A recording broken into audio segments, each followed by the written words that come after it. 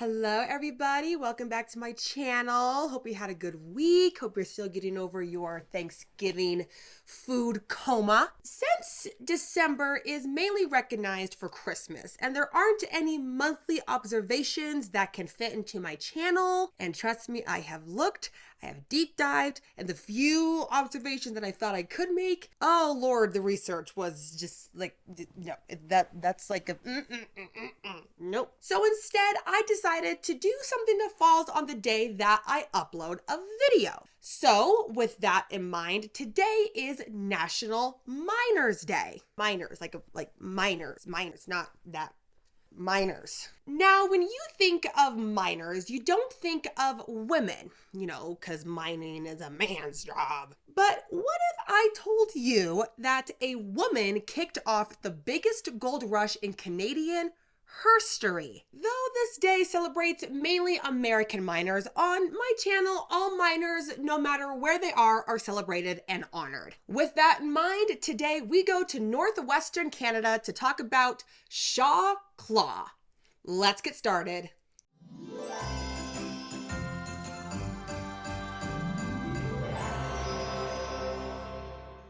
Do you people like my new Christmas setup? Christmas is my favorite time of year. I have my elf on my thing. You can't see his face, but his name is Bob. I know Bob very, very well. He's been in my family for a long time. He likes to bounce around a couple times, so he moves in the shadows. Shaaw Tláa was born in 1857 near Bennett Lake in Yukon, Canada. She was one of 7 children born to Father Shaaw, who was the head of the Tlingit Crow clan. The Tlingit, I mispronounced it the last time. The Tlingit or Tlingit are Indigenous peoples of the Pacific Northwest coast, of which is now British Columbia and Washington State, and includes parts of Alaska, Oregon, and Northern California. They are part of 231 federally recognized tribes of Alaska and originated around 10,000 years ago. Shaw's specific clan, the Crow clan, is part of the Raven moiety, which is one of the top 2 maternal female line groups that make up Tlingit society. Raven, also called Crow, and Eagle, also called Wolf. That brings us to Shaw's mother. Her name was Gustititing, and she was part of the Tagish Wolf clan. They are First Nations people of the Athabaskan-speaking group. They mainly live in Yukon, Canada. The Tagish are heavily intermarried with Tlingit and the Daklawati and Yangyidi. They are the top 2 Wolf moiety clans. Shaw's name in Tlingit means gumboot mother, and apparently a gumboot is actually a thing, and it's this thing. It's a sea thing that looks slimy and not huggable. She was part of the Daklawidi, or Daklawidi. If I mispronounce these words, I'm very, very sorry. Or, and I personally love this, the Killer Whale clan. And she grew up in mainly the south central Yukon area, but her family spent the seasons moving around, being stewards of the land, and living off it. We don't know if she had an education, and she was not able to read or write. Jumping ahead to don't know when, I'm thinking early 1880s, Shaaw married her first husband, Cultus, who was her first cousin.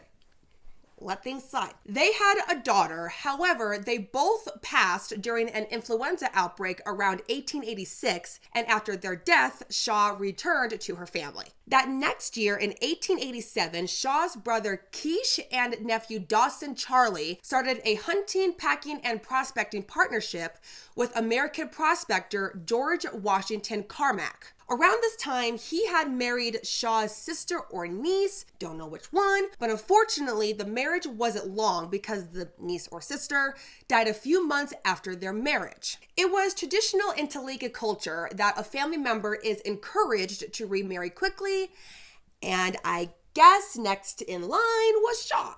So Shaaw and George married in 1887. However, there's no legal record of their marriage. This is problematic for many reasons and would cause problems later in Shaw's life. Keep this in mind because When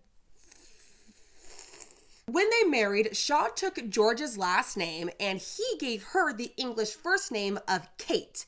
This made Shaaw Tláa now Kate Carmack. And for this video, I'm going to keep calling her Shaaw because Shaaw is her name. Before we move on, we need to go back and talk about how George got to Alaska. It's important, I promise. In 1885, after George had deserted the U.S. Marines and had a little stint as a sheep herder/rancher, he made his way north. His first stop was in Juneau before traveling to Dea, about 7 miles north of Juneau. In Dea, he met Skuko Jim, aka Quiche, and Dawson, Shaw's brother and nephew. Over the next decade, they did business in trading and prospecting along the Yukon River, which is between Dea and 40 Mile, a mining community, and because Shaw's new husband's business is near 40 Mile, in 1889 they moved to the 40 Mile region and would live there for the next 6 years. While George did his stuff, Shaaw made winter clothes and sold them to local miners,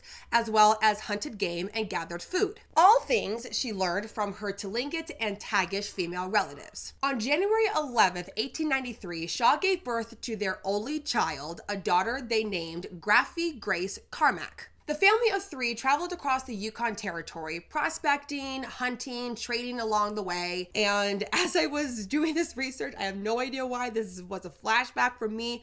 I was thinking of the Brother Bear scene. Tell everybody I'm on my way. Will you stop it? Okay, some context. George was acquaintances with fellow Canadian prospector Robert Henderson. He told him that he was getting pretty good prospecting results from areas surrounding the mouth of the Klondike River. Finding this out in 1896, the family set up a little home base near the mouth of the river. Then in August of 1896, Shaw's brother and nephew set off to find Shaaw and her family because they hadn't seen them in a few years. They met up, a mini family reunion happened, and they chilled and did some prospecting together. The family that prospects together stays together, as I always say. Hey, kitty. On August 17th, 1896, the party was prospecting at the Rabbit Creek, also known as the Bonanza Creek, a stream off the Yukon River, when they struck gold. Now, who made the first discovery is up to debate and depends on who you ask. George has said that he was the first one who discovered it. However, many historians agreed that Shaaw actually made the first golden nugget discovery. I personally agree with the historians because George's nickname was Lying George because he was prone to over-exaggeration. Keep that in mind. Regardless, this site became known as Discovery, mainly because of what George handwrote on a sign that said, quote, "To whom it may concern, I do this day locate and claim by right of discovery 500 feet running upstream from this notice, located this 17th day of August, 1896, G.W. Carmack," end quote. Now, when I say they struck gold, they struck gold. This river had a massive amount of gold. When news of this discovery reached San Francisco and Seattle that following year, it triggered the migration of 100,000 prospectors traveling to the Klondike region between 1897 and lasted till 1899. This was called the Klondike Gold Rush. Of the 100,000 people that tried to reach the river, only 30 to 40,000 actually reached the river, and of that, only 15 to 20,000 officially became prospectors. Now, the reason for this crazy response is due to many things. By the 1890s, the U.S. economy was at the height of a crappy series of recessions and bank failures, including the Panic of 1893 and the Panic of 1896. Plus the so-called gold standard, which was a monetary system that basically meant that gold was the standard of money, was the norm. That went from the 1870s and ended in the early 1920s. So there was a massive demand for gold. Sorry, I yelled a bit there. Though there were thousands of dollars of gold, the location is far from any town. I mean, look at the map. You're literally in the middle of nowhere, Alaska.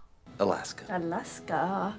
No. There were many routes to get to the location. The sea, the river, a train, or on foot with a horse, mule, donkey, or with your doggies. Regardless of how you get there, of course, traveling there in the spring and summer was great. Traveling across the Alaskan wilderness on your horse with your puppies. Oh, you're getting some sun. Oh God, Alaska in the summer is just gorgeous. However, when winter came, A, no thank you, and B, that didn't stop people. There's gold to be found. Look, I know if my family's starving and there's a way I can fix it, I'm gonna do it. I'm not gonna go to the Alaskan wilderness in the winter time. They still traveled, and of course, Alaska is notorious for harsh as heck winter temperatures, dropping to negative 50 degrees and below. Some days negative 50 is the high. Nope, I am more than good. That does not tickle my fancy. The White Pass Trail was the most treacherous part of the journey. It was narrow, covered with boulders and sharp rocks, and unfortunately, with those conditions, a huge amount of horses died traveling through this pass, giving it the informal name of Dead Horse Trail. And if you got past all that, and you have to get to the top to get to the other top, because if there was a mountain behind that mountain, you had to go through the Chilkoot Pass. You could take the Scales, which is here, or you could take the Golden Steps, which is here.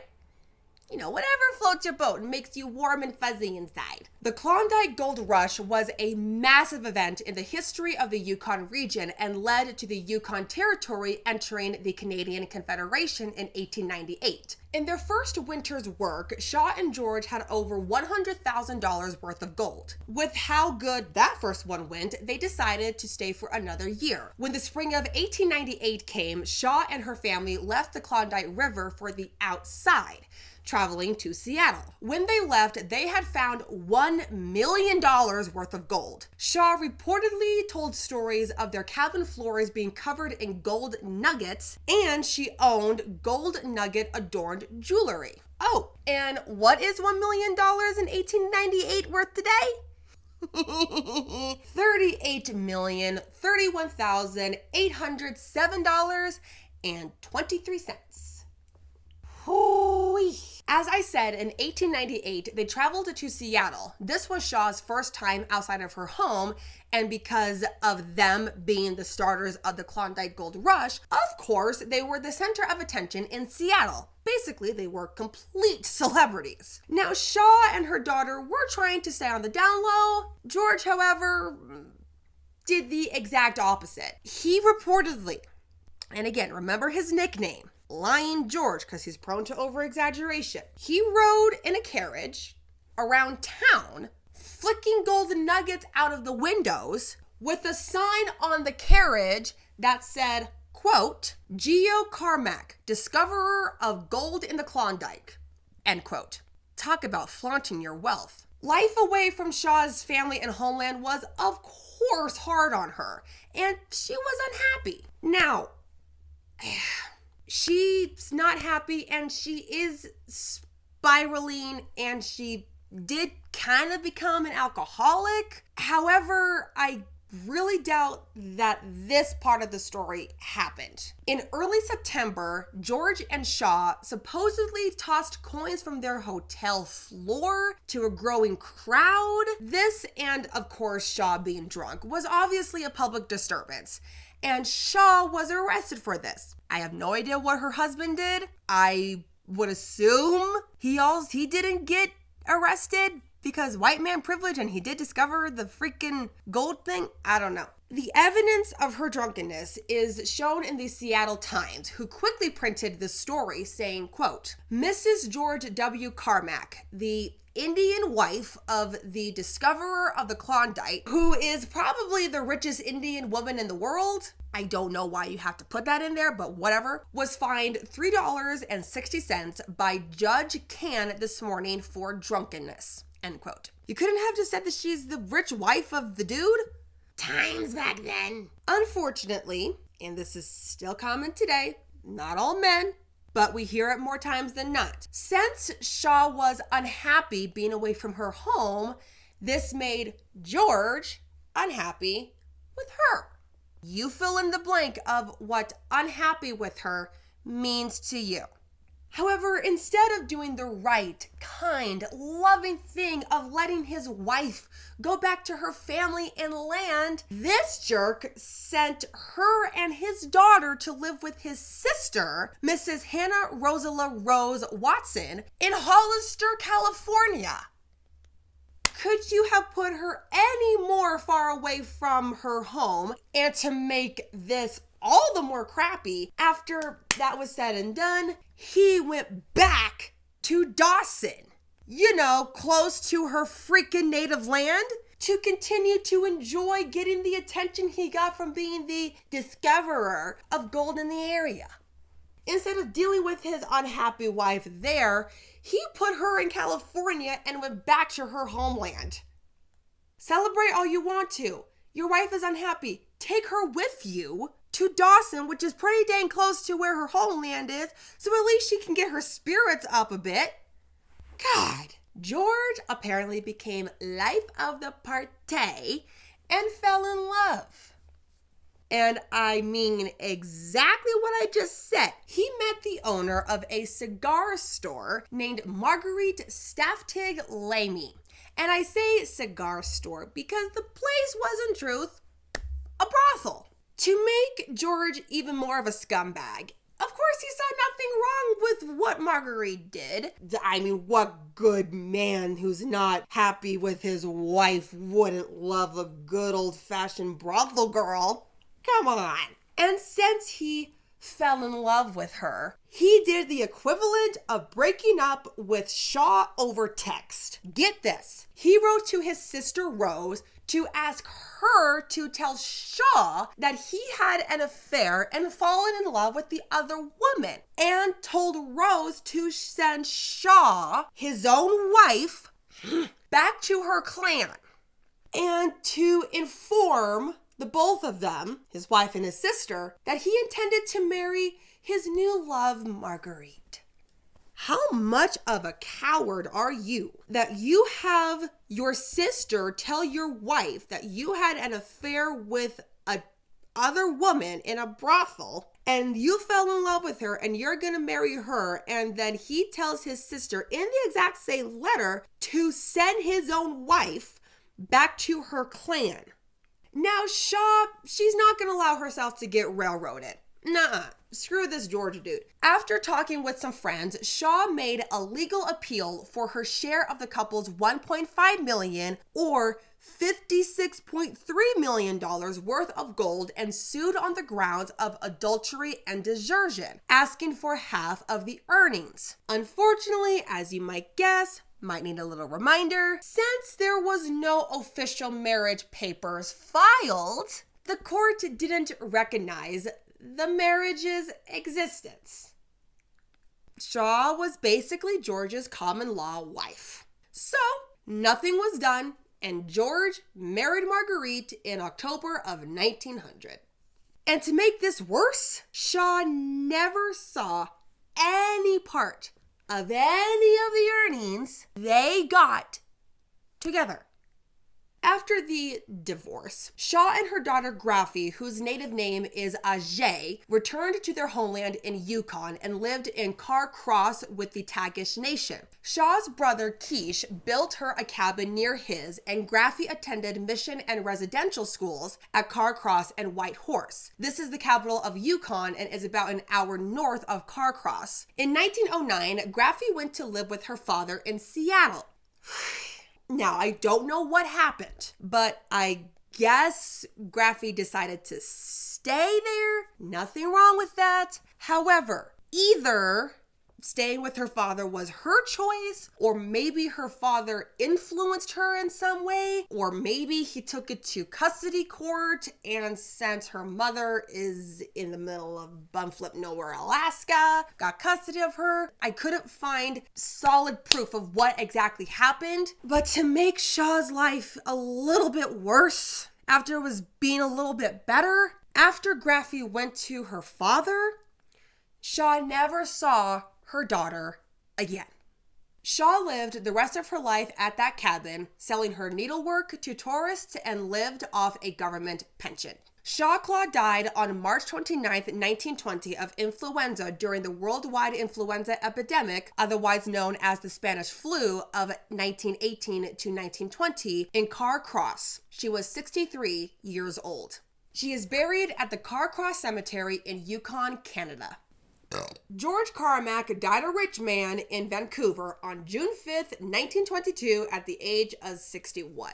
Whoop-de-flippin'-doo. To give you some cathartic revenge, after her mother's death, Graffy and George's own sister Rose sued him again on the grounds of the marriage and inheritance. The judge ruled that their marriage was in fact valid.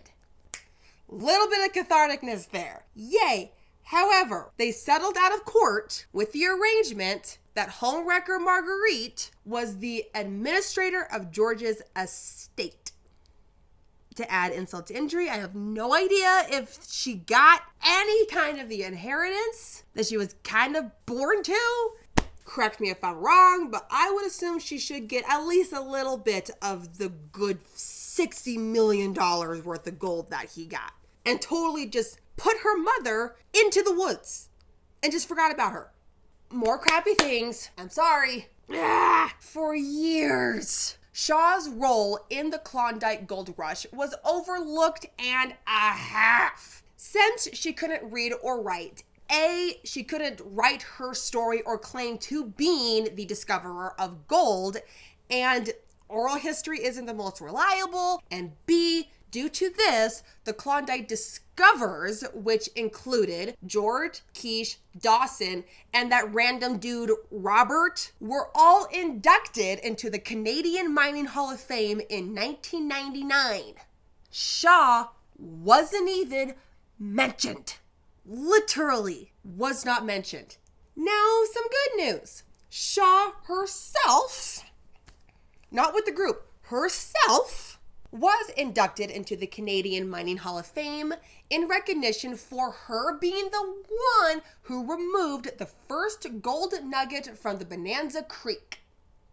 20 years later in 2019.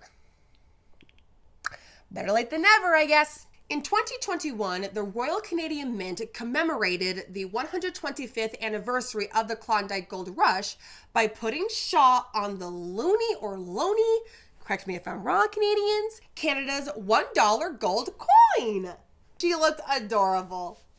Yeah, sure, they featured the others, but they don't matter. The book Wealth Woman, Kay Carmack and the Klondike Race for Gold by Deb Vanass is largely attributed to being the thing that brought Shaaw Tláa into modern history and her major role in the Klondike gold discovery and the eventual recognition of her contributions. Without Deb, we can only imagine when Shaaw Tláa would be discovered or if she might have ever even been discovered. What I hope that this video can do for Shaaw, that I hope a lot of my videos can do for the truly unknown women, is that with Shaaw's truly unlucky life and then in death being truly shoved to the side and down the void of unknown women in history, is at the very least, I hope that with me telling her story in the way it should and deserves to be told in more than just a great book, and I hope that the little bit of justice and even more recognition of her during one of the most influential times in humans discovering gold in history ever, that her soul can rest a little bit easier knowing that the instrumental part she played, at the least in the Herstory books, is recognized, honored, and wasn't for nothing. There you go. The really unfortunate story of the woman who kicked off basically Canada's version of the California Gold Rush. Who the flip knew? Whether she did the first one or not, doesn't matter. She was there, she picked up the gold, so in my mind, she discovered gold and should have been recognized with the men. Hence why I have this channel, because stuff like that just is unacceptable. With that, my job is done for the day. If you learned something today, and I really hope you did, please like, share, and subscribe to this channel. And while you're down there, please leave a friendly comment if I said things wrong, or if you know what happened to Graffy and the inheritance or whatever else, let me know if you have any more facts about Shaaw. I will be back with another video. I'm really excited for this one since I'm doing this round of December end of year videos differently. It's gonna be really fun. It's one of my favorite things on the planet. I love it so much. I'm gonna be so excited. Oh my God. Anyway, I will see you in my next video, but until then, do not be well behaved. You just might make herstory. See you next time, guys.